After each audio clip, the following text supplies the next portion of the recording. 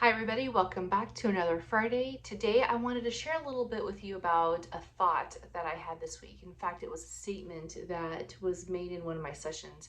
And the statement was, our brain needs a reason to move.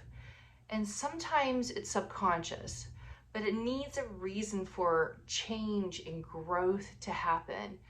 In other words, if the reason is I have all this anxiety inside of me and that's what's happening, then that's not going to be a strong enough reason to move forward. It's going to be more of a strong reason to stay where we're at or to go back to where we were. In fact, C.S. Lewis in Mere Christianity said, I do not do bad for bad's sake, meaning everything I do from a perception of good. If that's the case, if that's the truth, and I'm doing everything for a perception of good, then my brain somewhere along the way is where it's conducting that thought, is conducting that movement.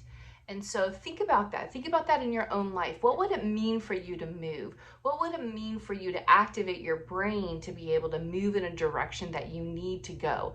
Maybe you feel stuck because you have a goal and you want to accomplish the goal, and here we are in August already, and we're getting ready to start that last fall semester before we end the year, and you're like, oh man, I've got some goals I really want to make and I haven't even started, or I feel stuck in them. The question may be not what's wrong, but what do I need to motivate my brain to move forward towards that change or towards that growth here in this moment. It may not be what it was before, and it may need to be something that you haven't even thought about. And that's where brainstorming and really being creative with solutions can be our advocate instead of a hindrance.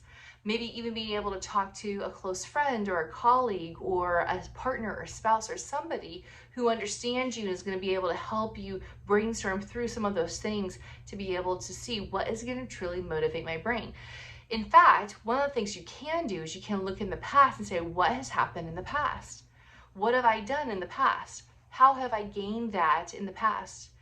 If I've had this experience where I felt stuck or there's been this obstacle and I'm not seeing that movement forward, what broke me out of it?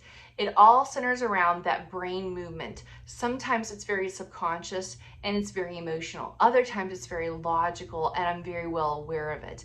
But whichever side you end up finding yourself on, being able to connect with that part is going to help elicit that forward movement. And then all of a sudden you're going to see your life really truly change before you. I hope you have a great weekend and I will see you next week. Take care.